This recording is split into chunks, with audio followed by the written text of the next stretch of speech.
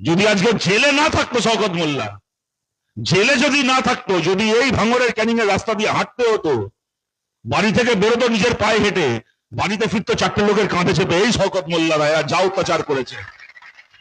পুলিশের কোলে বসে অনেক উড়েছিল। পার্টি অফিস খুলতে দেবো না এখানে, আজকে আমরা বলছি, আমরা এখানে আমাদের পার্টি অফিস খুলেছি। তোর বাবার ক্ষমতা থাকলে তুই এসে পার্টি অফিসটাকে বন্ধ করে দেখা, তোর বাবার ক্ষমতা থাকলে এসে পার্টি অফিসটাকে বন্ধ করে দেখা। বলছি আজকে তো 14 গোষ্ঠীর ভাগ্য ভালো এখন জেলে আছে, 14 গোষ্ঠীর ভাগ্য ভালো জেলে আছে, সরকারের টাকায় দুবেলা খেতে পাচ্ছে, মাথার উপর ছাদ পেয়েছে, মারধর খাওয়ার ভয় নেই।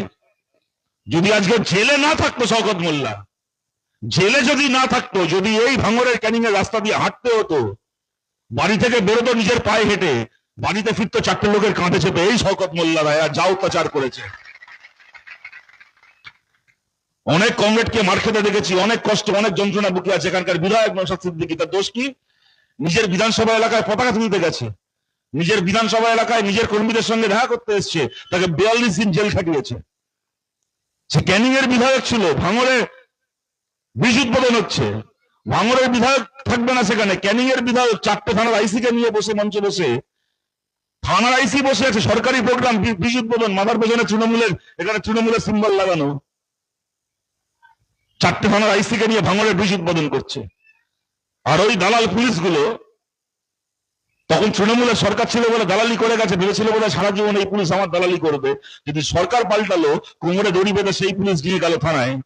আমরা বলছি যেদিন সরকার চালিয়েছি, যেদিন বিরোধীও থেকেছি, আমরা কখনো পুলিশের কোলে বসে রাজনীতি করিনি, পুলিশের কাঁধে চেপে রাজনীতি করিনি। তাই সরকারে যেই থাক যে না থাক, আমাদের দরকার পড়ে না শুভেন্দু অধিকারীকে সরি বলে হোয়াটসঅ্যাপ করতে, আমাদের দরকার পড়ে না বিজেপির সঙ্গে সেটিং করতে। বিজেপির বিরুদ্ধে ছিলাম, বিজেপির বিরুদ্ধে আছি, বিজেপির বিরুদ্ধে থাকবো। যতন শওকত মোল্লা আজকে গ্রেপ্তার হয়েছে বড় কথা নয়। দেখলেন দুদিন আগে শুভেন্দু অধিকারী বিধানসভায় বলল, যখন শওকত গ্রেপ্তার হব করছে, তখন শুভেন্দু অধিকারী বিধানসভায় দেখাচ্ছে আমার মোবাইলে, বলছে আমাকে 4বার ফোন করেছিল, আমাকে 4বার ফোন করেছিল, আমাকে 4বার হোয়াটসঅ্যাপে মেসেজ করেছিল গ্রেপ্তারি এড়ানোর জন্য। বিরাট বীর ছিল, বিরাট বাঘের বাচ্চা ছিল, সে নাকি বিজেপির বিরুদ্ধে লড়বে।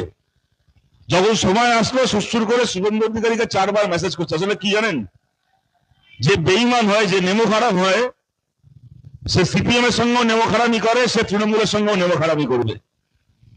আজকে মমতা ব্যানার্জি বলছে যে আমার দলের এই লোকগুলোকে আমি তৈরি করেছিলাম একদিন, এদেরকে কে চিনতো, এদেরকে আমি এমপি করেছিলাম, এমএলএ করেছিলাম বলে আজকে এরা এই জায়গায় আছে, এরা আজকে আমার সঙ্গে বেইমানি করে বিজেপির সঙ্গে সেটিং করছে। তো ভাই মমতা ব্যানার্জি, আপনি এগুলো আজকে বলছেন, আপনি কোন রাজনীতি করেছেন এর আগে? এখন লোককে বেইমান করছেন। আজকে এরা যে রাজনীতি করছে, আজ থেকে 30 বছর আগে এই রাজনীতি পশ্চিমবাংলায় মমতা ব্যানার্জি করেছিলেন। কংগ্রেসের ঘরে যে উনি একটা কালীঘাটের টালির চালের বাড়িতে জন্মেছিলেন, ওনার ঘর থেকে নিয়ে গিয়ে কংগ্রেস ওনাকে ভারতের মন্ত্রী বানিয়েছিল। কংগ্রেসের ঘরে উনি বড় হয়েছিলেন, ভারতবর্ষের মন্ত্রী বানিয়েছিল কংগ্রেস ওনাকে। কে চিনতে না হলে ওনাকে? যে কংগ্রেস কালীঘাটের একটা টালির চালের ঘর থেকে নিয়ে গিয়ে ওনাকে ভারতের মন্ত্রী বানালো, যখন নিজের স্বার্থে টান লাগলো, সেই কংগ্রেসের পিঠে ছুরি মেরে তাদের 1 নম্বর শত্রু বিজেপির সঙ্গে জোট করে বিজেপির সঙ্গে দিল্লিতে ঘর করলেন, পশ্চিমবাংলায় বিজেপিকে ডেকে আনলেন। এই রাজনীতি আপনি মমতা ব্যানার্জি করেছিলেন। আজ থেকে 30 বছর আগে যে বেইমানি আপনি করেছিলেন, 30 বছর পরে আজকে সেই বেইমানি আপনার সঙ্গে সায়নী ঘোষণা করছে, আপনার সঙ্গে ঋতব্রত, আপনার সঙ্গে কাকলিরা করছে। পাপ কারো বাপকে ছাড়ে না, মমতা ব্যানার্জি পাপ আপনার বাপকেও ছাড়েনি।